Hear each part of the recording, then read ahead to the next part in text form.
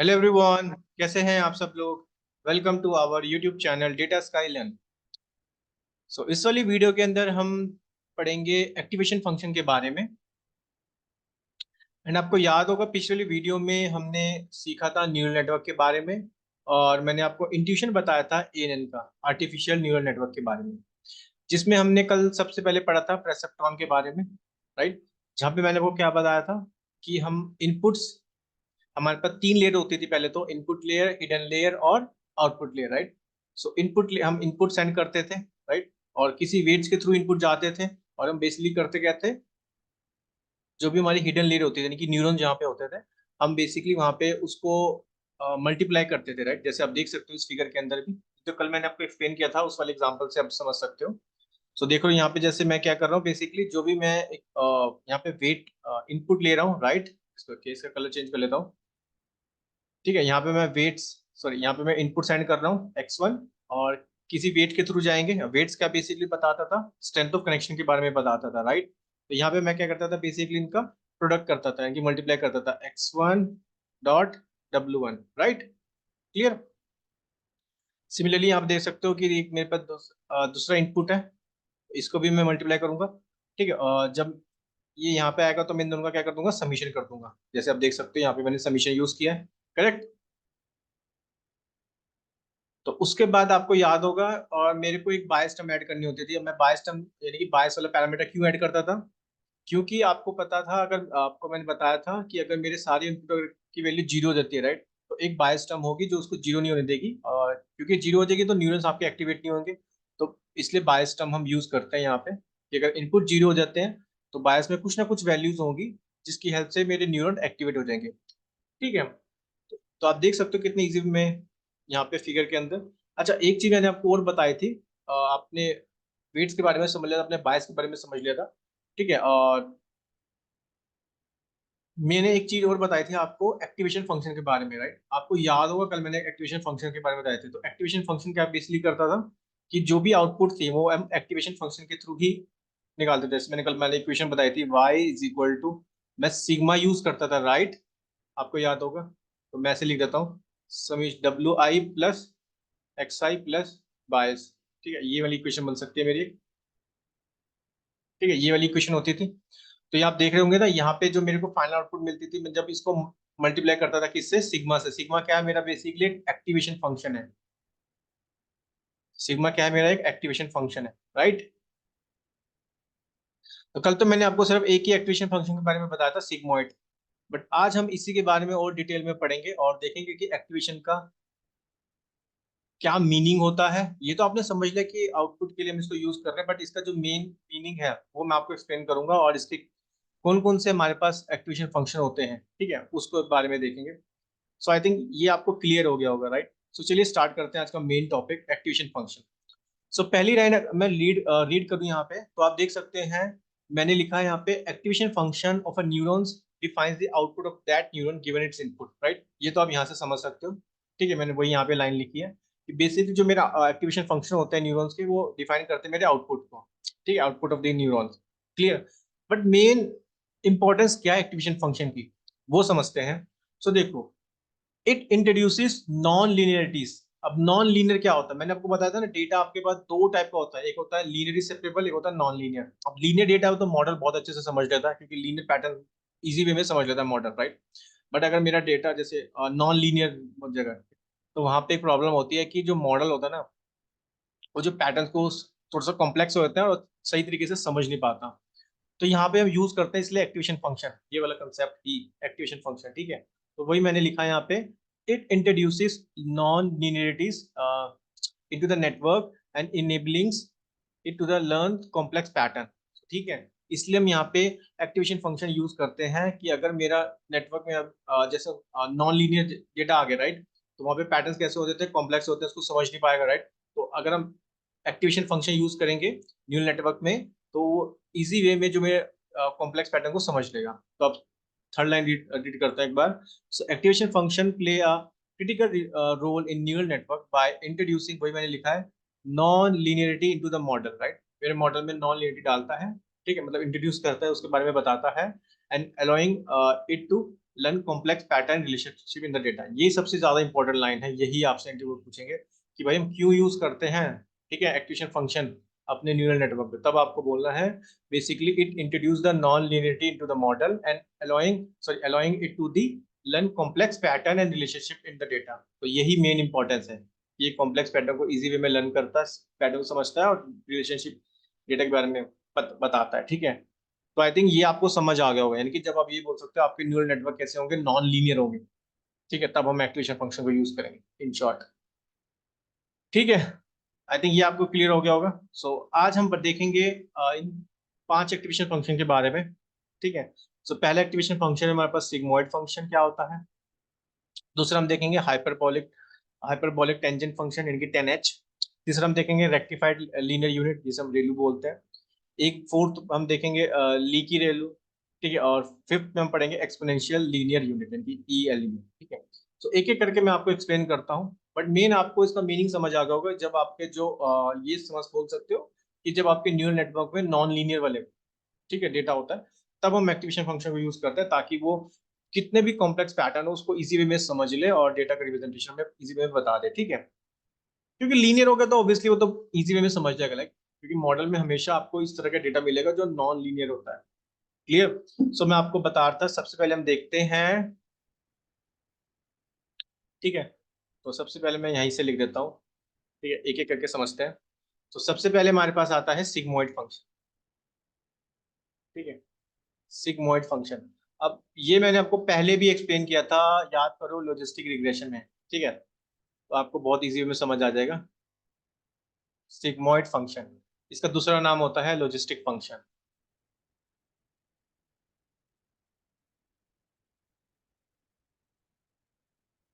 क्योंकि इसको समझना इंपॉर्टेंट है कि एक्टिवेशन फंक्शन काम कैसे करते हैं, इसका क्या मतलब होता है, तभी आपको आने वाले टर्म, जैसे आने वाले वीडियोस में मैं बताऊंगा, जैसे फॉरवर्ड प्रोपगेशन क्या होता है, बैकवर्ड प्रोपगेशन क्या होता है, ठीक है। उसके लिए आपको पहले एक्टिवेशन फंक्शन पता होना चाहिए। तो देखो इसका जो फॉर्मूला होता है, सबसे पहले कैलकुलस में फॉर्मूला भी बताऊंगा आपको, फिर इसकी, ठीक है, फिर इसका एक्सप्लेनेशन और इंट्यूशन बताऊंगा आपको। तो देखो इसका जो फॉर्मूला होता है वो क्या होता है, कल बताया था मैंने, सिग्मा, सही सही से लिख देता हूँ इसको। अगर x with respect to x निकालो डेटा पॉइंट्स, तो 1/1 + e⁻⁻z, राइट। ये इसका फॉर्मूला होता है, ठीक है। ये तो फॉर्मूला हो गया। अच्छा, इसमें जो मैंने कल बताया था आपको रेंज, या फिर आपको याद होगा लॉजिस्टिक रिग्रेशन में भी जैसे मेरे पर नए नए डेटा पॉइंट्स आते हैं, राइट, वो अगर बेस्ट फिट लाइन से दूर होते रहते हैं, तो बेसिकली मैं यहाँ पे एक्टिवेशन फंक्शन यूज करता था, और ताकि वो डेटा पॉइंट्स को क्या करते हैं, स्क्वीज कर दे उस लाइन में, ठीक है।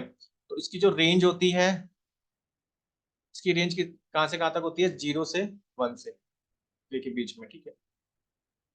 अब जो एलिमेंट नए एलिमेंट्स आएंगे वो 0 और 1 की रेंज में ही आएंगे, क्लियर। क्लियर है। अब मैं अगर इसकी एक्सप्लेनेशन दे दूँ आपको, एक्सप्लेनेशन, तो आप जानते हैं इसे सिग्मोइड फंक्शन करता क्या था बेसिकली, वो स्क्वीज कर देता है जो भी इनपुट वैल्यूज होती है बिटवीन 0 एंड 1। तो मैं लिख देता हूँ यहाँ पे, ठीक है। सो मैं एक एक करके वर्ड पॉइंट्स वाइज ही एक्सप्लेन करूंगा ताकि आपको इजी में समझ आ जाए। देखो ये इसका फॉर्मूला है, फॉर्मूला आप याद कर सकते हो, बट मेन इसके बारे में आपको पता होना चाहिए, ठीक है। सो मैं वही बताता हूँ आपको। सो आपको पता ही है इसकी सिग्मोइड फंक्शन,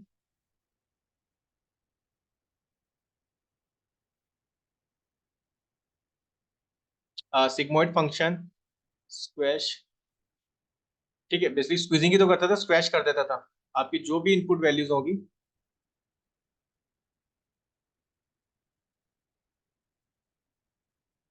बिटवीन 0 एंड 1, ठीक है, क्लियर। ये मैंने बताया था आपको लॉजिस्टिक रिग्रेशन में भी, ठीक है। और मेनली हमने इसको कहाँ यूज किया था, आपको याद होगा, इसको हमने बाइनरी क्लासिफिकेशन प्रॉब्लम में सॉल्व किया, यूज किया था, राइट। तो मैं यूज लिख देता हूँ, इट इज यूज्ड, तो मोस्ट कॉमनली वही यूज होता है बाइनरी क्लासिफिकेशन, ठीक है। जहाँ पे आपको याद होगा आउटपुट हम कैसे निकालते थे, एज अ प्रोबेबिलिटी निकालते थे, राइट।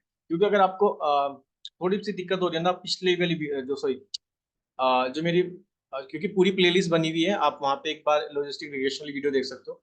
तो वहाँ पे आपको अगर बहुत इजी वे में समझ आ जाएगा, क्योंकि वहाँ पे मैंने बहुत इजी में एक्सप्लेन किया था। ठीक है, यहाँ तो अब हम एज अ उसको, क्योंकि हमने सब कुछ पढ़ लिया एमएल के अंदर, राइट। अब हम एज अ कंसेप्ट यूज कर रहे हैं। ठीक है, सो वही मैं आपको बता रहा हूँ। ठीक है, हम इसको मेनली यूज करते हैं बाइनरी क्लासिफिकेशन में, और आपको पता होगा जो फाइनल हम आउटपुट निकालते हैं वो हम कैसे निकालते थे। बेसिकली हम प्रोबेबिलिटीज निकालते थे, राइट। प्रोबेबिलिटीज, तो सही कर देता हूँ एक बार। ठीक है, सो मेन तो इसमें यही था। जो हमारा सिग्मोइड एक्टिवेशन फंक्शन होता है, ये क्या करता है, जो भी इनपुट वैल्यूज होती है उसको स्क्वीज कर देता है एक रेंज में, जीरोस और वन के। ठीक है, ये इसका मेन मीनिंग था। क्लियर है?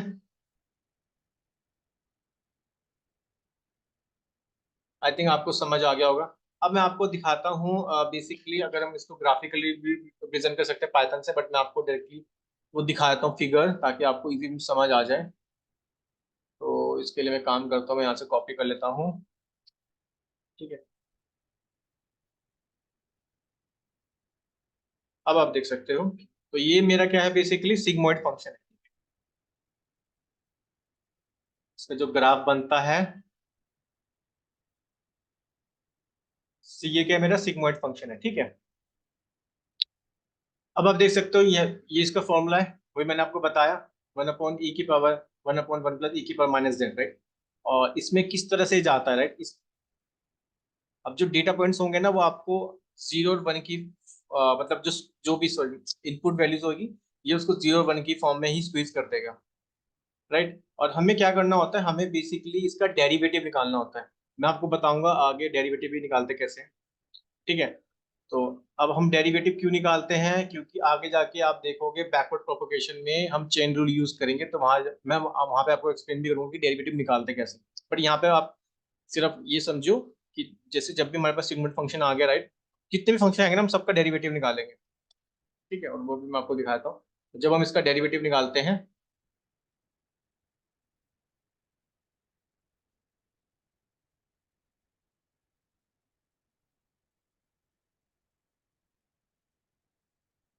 बड़ा कर देता हूँ उसको। ठीक है,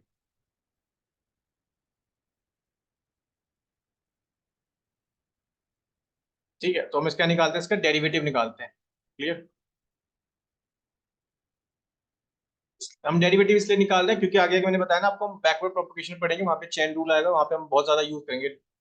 डिफरेंशिएशन कैसे निकालते हैं, डेरिवेटिव का मतलब डिफरेंशिएशन निकालेंगे। ठीक है, वहां पे तो आपको मैं बताऊंगा भी कैसे निकालते हैं, बट यहाँ पे आप देख सकते हो। तो बेसिकली होगा क्या, इसका जो आप देख सकते हो, यहाँ पे मैंने इसका डेरिवेटिव निकाल दिया, राइट। ये मैंने क्या निकाला, इसका डेरिवेटिव निकाल दिया। ठीक है, इससे हुआ क्या, अब आप देख सकते हो, जो भी पॉइंट्स होंगे ना, वो स्क्वीज तो कर रहा है जीरो और वन के फॉर्म में, राइट, रेंज में, नॉट फॉर्म में। और जो हमारी आउटपुट वैल्यूज होंगी, ठीक है, मैं यहाँ पे लिख देता हूँ, पहले मैं एज एडवांटेज लिख देता हूँ ताकि आपको समझ आ जाए। ठीक है, तो आप देख सकते हो, हमारी जो आउटपुट वैल्यू आएगी ना हर न्यूरॉन की, वो जीरो और वन की बीच में ही आएगी। तो मैं लिख देता हूँ output,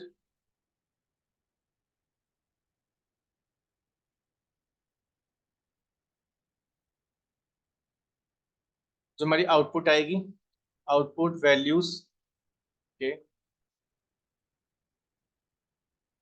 values bound zero and one, ठीक है, इनके बीच में आएगी। क्लियर? और हमारी प्रिडिक्शन भी क्लियर आएगी, क्योंकि क्लियर प्रिडिक्शन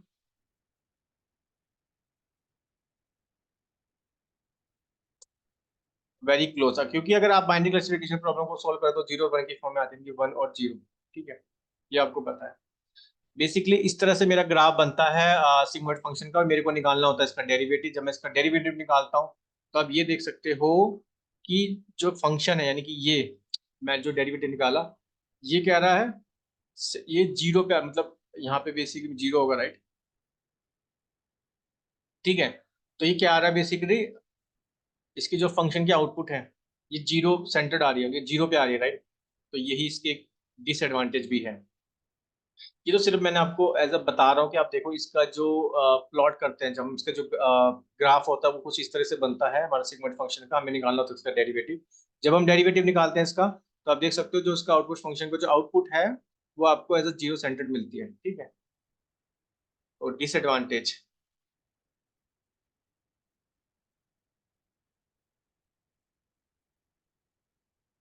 ये इसकी एक डिसएडवांटेज है कि फंक्शन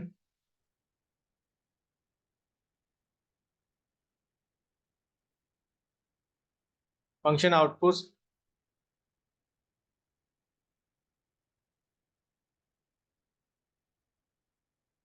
इज जीरो सेंटर्ड।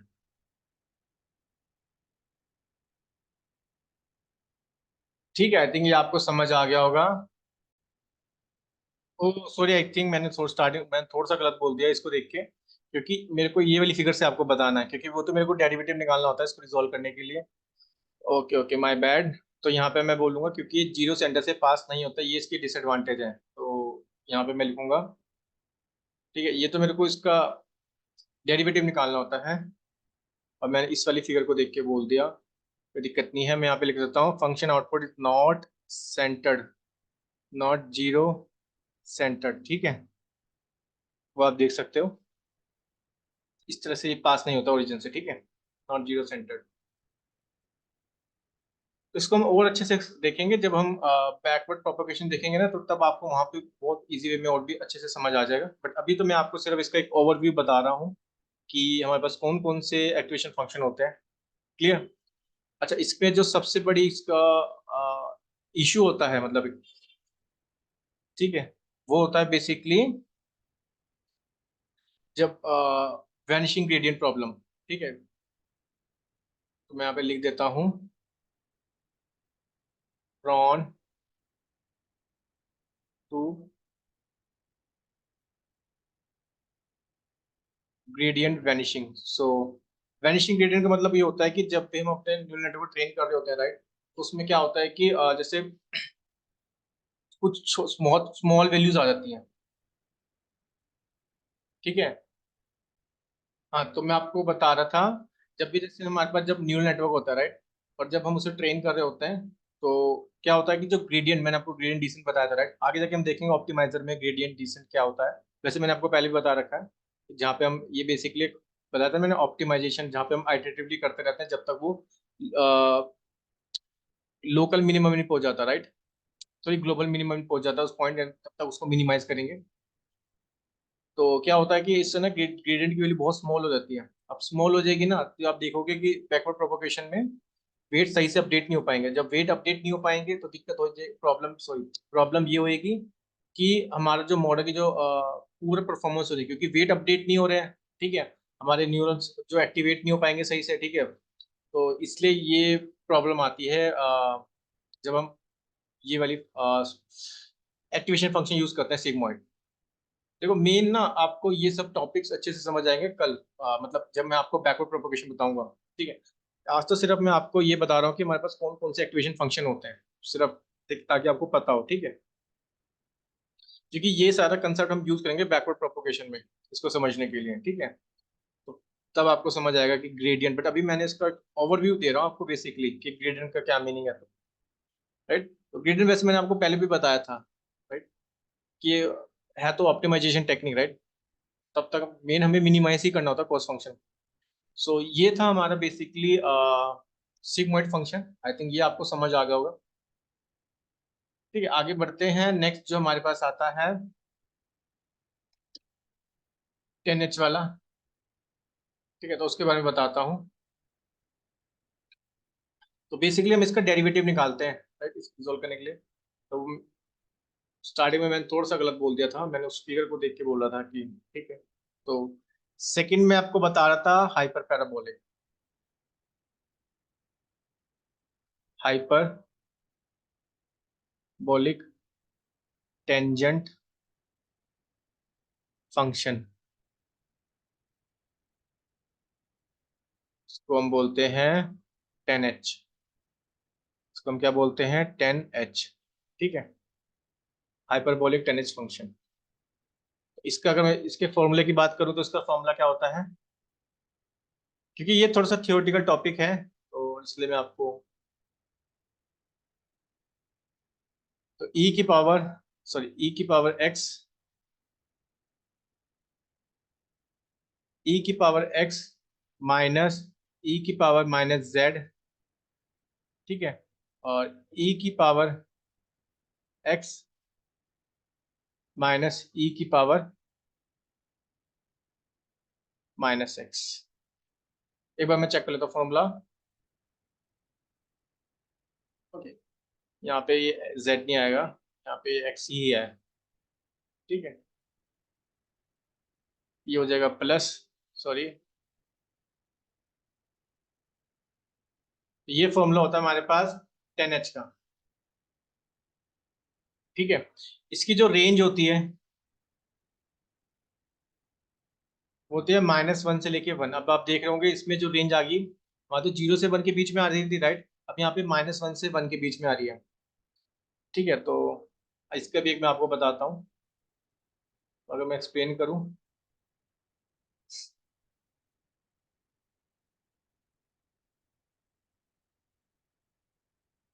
तो देखो 10h भी हमारा सिमिलर होता है सिग्मोइड फंक्शन की तरह। ठीक है, बट ये क्या कर रहा है, स्क्वीज कर रहा है इनपुट वैल्यूज को -1 से 1 के बीच में, यानी कि इस रेंज में कर रहा है, which make it zero centre, right. तो इसके बारे में मैं लिख देता हूँ, यहाँ पे मैं कॉपी पेस्ट कर लेता हूँ, यही मैं लिख देता हूँ। ठीक है, ये जीरो सेंटर्ड होना चाहिए, राइट। अभी मैंने आपको बताया था कि सिग्मोइड फंक्शन जीरो सेंटर्ड नहीं कर पाता था। ठीक है, अब देखो, अब इसको एक बार लाइन को रीड करो। तो मैंने क्या लिखा, 10h function is similar to sigmoid function but squeeze input value between -1 to 1। Yes, क्योंकि जिसकी रेंज होती है -1 से 1 तक होती है, which make it zero centre. ठीक है, मतलब ये जो डिसएडवांटेज थी मेरी सिग्मोइड फंक्शन की उसको तो रिजॉल्व कर रहा है, and it often use in hidden layer of neural network. ठीक है, आई थिंक ये आपको समझ आ रहा होगा। तो मैं आपको एक बार बताता हूँ जीरो सेंटर होता क्या था, कि आपको कोई कंफ्यूजन ना हो। देखो, जीरो सेंटर नाम से समझो।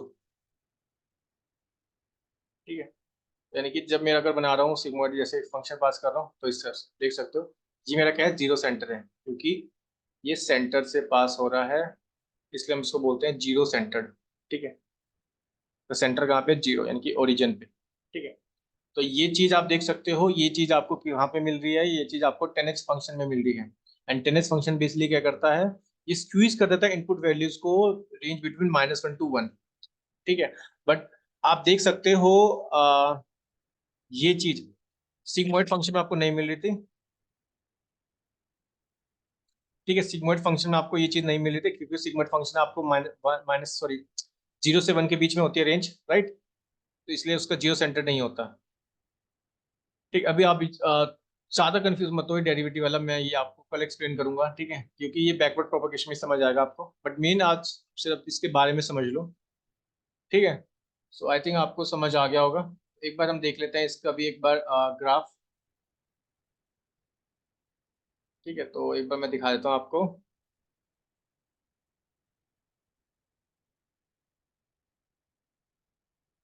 ठीक है, तो ये मेरा क्या है, बेसिकली ये 10h हाइपर, मैं बोल सकता हूँ इसको हाइपरबोलिक टेंजेंट। ठीक है, यानी कि 10h।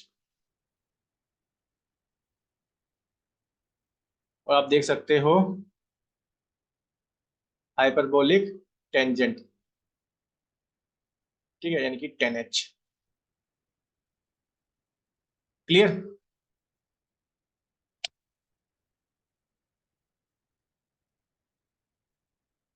ठीक है, सो आप देख सकते हो ये जीरो सेंटर्ड होता है। और मैं इसका डेरिवेटिव निकालूंगा। डेरिवेटिव में तो आप बहुत सिंपल है कि ये एज अ, जो भी जैसा मैंने बताया था ना, गॉसियन डिस्ट्रीब्यूशन आपको याद होगा, कि इसको सही कर देते हैं पहले।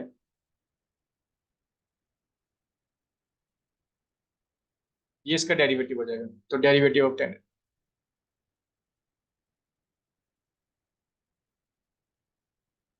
अभी आप सिर्फ मेन इसको ही देखो। ठीक है, ये जीरो सेंटर्ड है। ठीक है? और इसको भी हम यूज करते हैं न्यूरल नेटवर्क में, ठीक है, अपने हिडन लेयर्स में। क्लियर?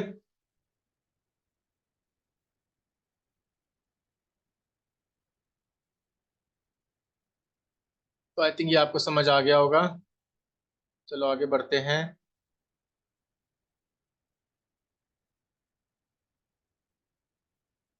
तो ये भी, इसकी भी एडवांटेज ले लेता हूँ। तो पहली एडवांटेज तो यही होगी,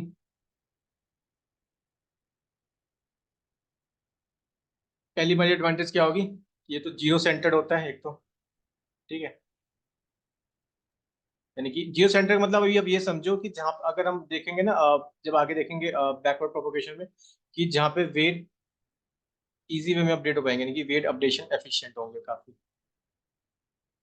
बैकवर्ड प्रोपोगेशन अब ये समझो, जब हमें वेट्स को अपडेट करना होता है, ठीक है, उसको हम बैकवर्ड प्रोपोगेशन बोलते हैं। तो ये तो इसकी एडवांटेज होगी, और डिसएडवांटेज क्या होगी इसकी?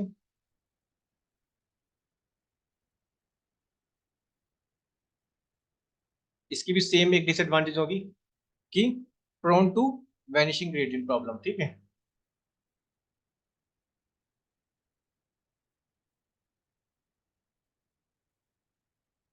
वैनिशिंग ग्रेडियंट प्रॉब्लम,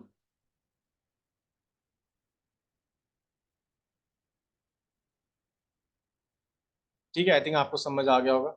और एक और होती है इसमें, टाइम कॉम्प्लेक्सिटीज भी ज्यादा होती है।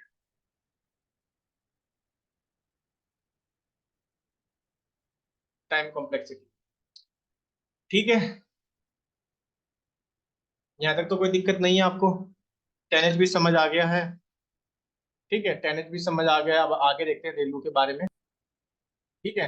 अब हम देखते हैं हमारा थर्ड वाला, यानी कि जिसका नाम था रेलू। इसको हम बोलते हैं रेक्टिफाइड लीनियर यूनिट, राइट।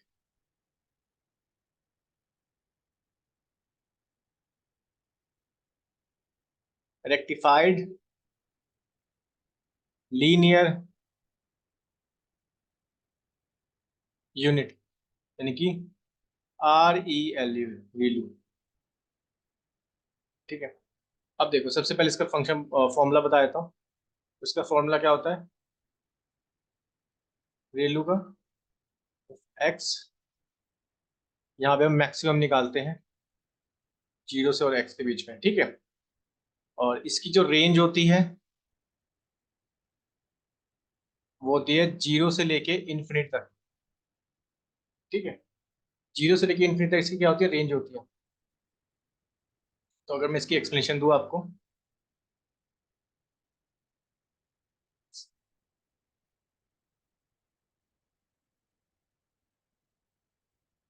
एक बार मैं कॉपी कर लेता हूँ और यहाँ पे पेस्ट कर देता हूँ, ठीक है। ये आपको काफी इजी वे में समझ आ जाएगा, क्योंकि इसको हम सबसे ज्यादा यूज करेंगे। So ReLU activation function replaces all negative values with zero. तो देखो, यहाँ पे क्या कर रहा है, जितनी भी नेगेटिव वैल्यूज होंगी उसको जीरो से रिप्लेस कर देगा, ठीक है। And leave positive value unchange, और पॉजिटिव वैल्यू को चेंज नहीं करेगा, ठीक है। ये लाइन सबसे ज्यादा इंपॉर्टेंट है, ठीक है। जहाँ ये रिप्लेस करेगा सारी नेगेटिव वैल्यू को जीरो से, और पॉजिटिव वैल्यू होगी उनको कोई, उनको चेंज नहीं करने का, ठीक है। It is the most commonly use activation function in deep learning, और सबसे ज्यादा यूज किए जाने वाला एक्टिवेशन फंक्शन है डीप लर्निंग के अंदर, due to its simplicity and effectiveness. क्योंकि आप देख सकते हो इसका फॉर्मूला भी कितना ईजी है, राइट। कि हमें सिर्फ मैक्सिमम लेना है जो जीरो और एक्स के बीच में होगा। रेंज जो होती है इसकी जीरो से इन्फिनिटी तक होती है। अगर आप में ठीक है, मतलब आउटपुट में जीरो नेगेटिव आ रहा है तो उसको जीरो से रिप्लेस कर देगा, पॉजिटिव को एज इट इज छोड़ देगा। क्लियर? ठीक है, आई थिंक आपको समझ आ गया होगा। और इसकी सबसे अच्छी बात क्या है, ये वैनिशिंग प्रॉब्लम को, जो वैनिशिंग ग्रेडियंट प्रॉब्लम है ना, उसको भी सॉल्व करता है। तो it help in overcoming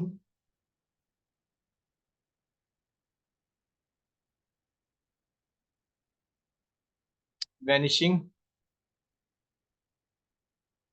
gradient problem, यानी कि ये इसकी एक एडवांटेज होगी, ठीक है।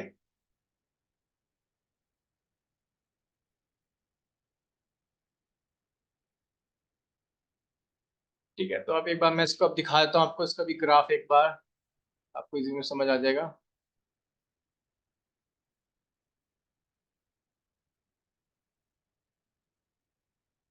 क्या ये भी जियो सेंटर्ड होगा? यस।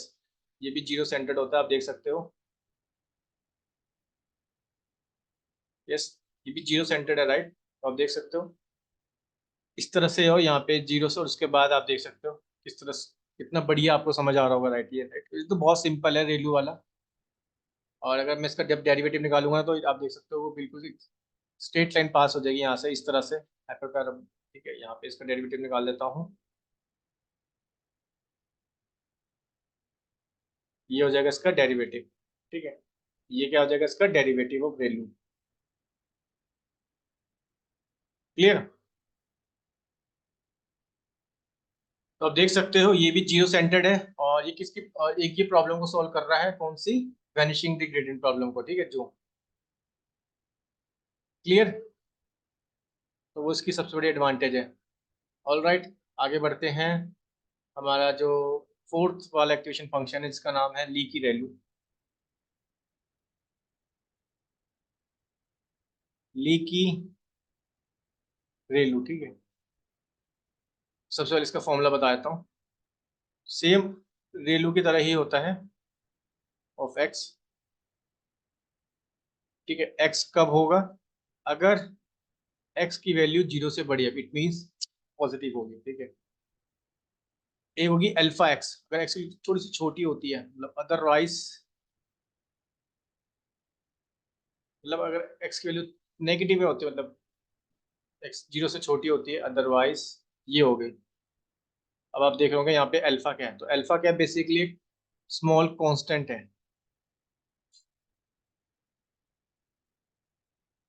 ठीक है, लेट्स से 0.01 इसकी वैल्यू हो सकती है। लेट्स सपोज मैं ऐसे दे रहा हूँ कि इस मतलब बहुत स्मॉल कांस्टेंट है। ठीक है, तो अगर इसकी एक बार एक्सप्लेनेशन दूं आपको। अब ये देखो जीरो से बड़ी हुई, अगर एक्स की वैल्यू जीरो से बड़ी तो सीधा एक्स, अगर जीरो से छोटी होती है या जीरो के इक्वल होती है तो हम क्या करेंगे, अल्फा इंटू एक्स, क्योंकि उसमें कॉन्स्टेंट हम मल्टीप्लाई कर देंगे। ठीक है, क्लियर। आगे इसकी एक्सप्लेनेशन देखते हैं।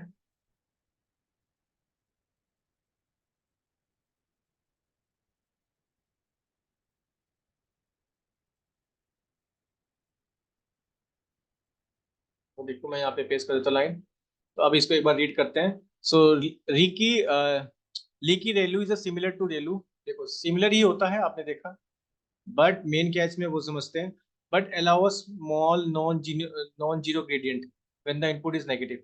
यहाँ पे ये आपको क्या देता है, एक नॉन जीरो ग्रेडियंट देता है।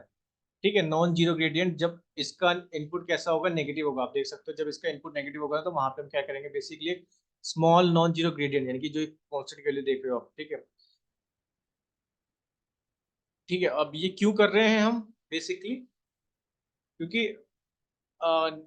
एक प्रॉब्लम होती थी रेलू में। रेलू में क्या प्रॉब्लम है कि अगर वहां पे नॉन जीरो वाला जीरो आ जाते हैं ना, तो वो क्या कर, वैसे तो जीरो होते थे उनको रिप्लेस कर देगा पॉजिटिव, मैंने ऊपर बताया। ठीक है, आप देख सकते हो कि अगर जीरो हो गए तो, यानी कि सॉरी, नॉट जीरो, अगर नेगेटिव होते हैं तो वो जीरो से रिप्लेस कर देता है। ठीक है, ठीक है, जीरो से रिप्लेस कर देता है। लेकिन लीकी वैल्यू में क्या है कि ये एक्स्ट्रा एक नॉन जीरो ग्रेडियंट ऐड कर रहा है, यानी कि कॉन्स्टेंट की वैल्यू, अगर आपकी इनपुट नेगेटिव होती है। क्योंकि उससे एक प्रॉब्लम आती है ना, अगर आपके नेगेटिव होते हैं ना, तो आपके जो न्यूरॉन्स होते हैं वो एक्टिव नहीं हो पाते। ठीक है, वो इनएक्टिव हो जाते हैं।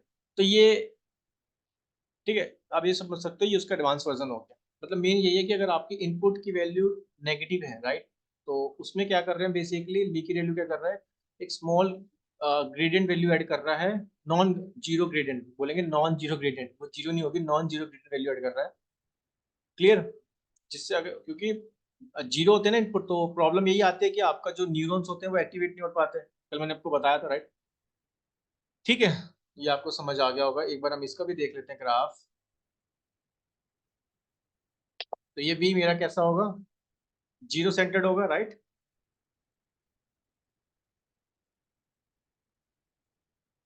इसको एक बार सही कर देता हूँ।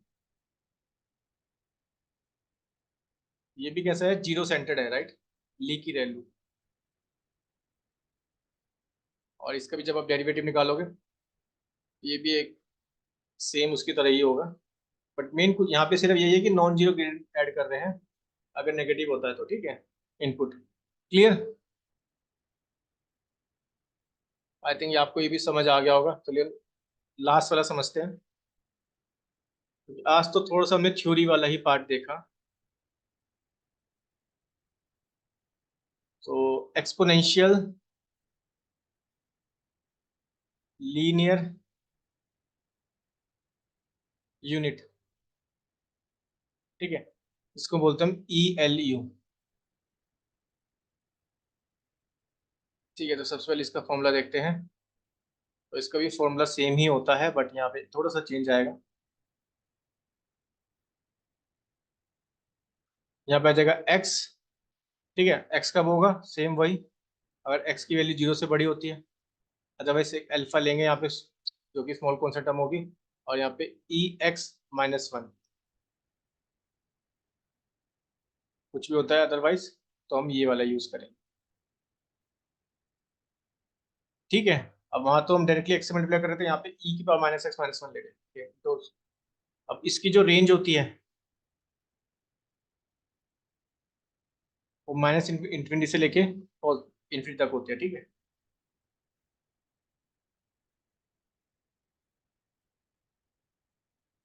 तो अगर इसकी एक्सप्लेनेशन बताऊं, तो देख रहे हो आप, आपने एक ली की सॉरी रेलवे समझ लिया था ना, तो आपको ये तीनों तो ऑटोमेटिकली समझ आ जाएंगे दोनों। तो एक्सप्लेनेशन बता देता हूँ इसके एक बार।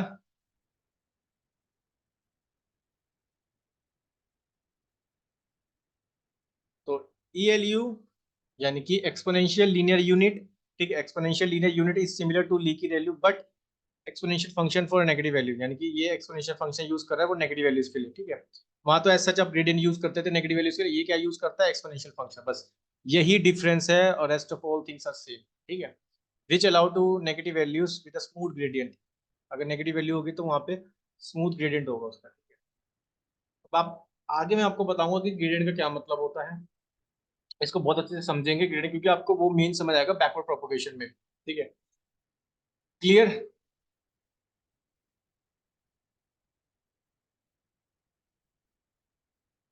भी दिखाते हैं एक बार ग्राफ। ये भी कैसा होता है, जीरो सेंटर्ड होता है। तो आपने देखा ना, जीरो सेंटर सारे हैं एक्सेप्ट सिग्मॉइड। ठीक है, स्टार्टिंग में मैंने थोड़ा बहुत गलत बोल दिया था, क्योंकि मैंने उसको एज अ डेरिवेटिव वाला समझ लिया था। ठीक है, कोई दिक्कत नहीं है। क्लियर।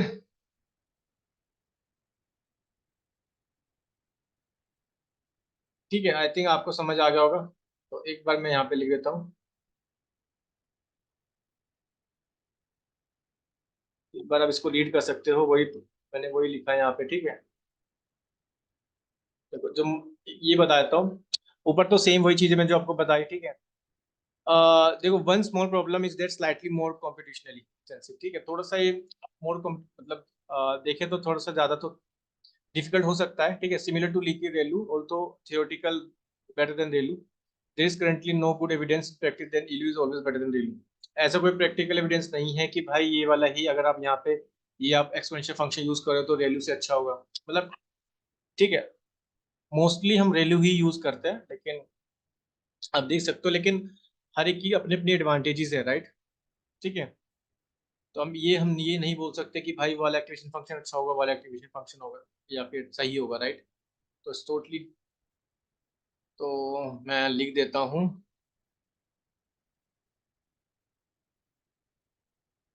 ठीक है, तो generally speaking this activation function have their own advantage and disadvantage. आपने देख लिया, सबके अपने एडवांटेज सबके डिसएडवांटेज है, and there is no statement that indicating which ones are not working and which activation function are good. आप कहना बहुत डिफिकल्ट होगा कि कौन सा फंक्शन एक्टिवेशन फंक्शन सही है। तो all are good and that must be obtained by experiment, हमें एक्सपेरिमेंट से ही पता चलता है। ठीक है, इसको देखेंगे हम आगे।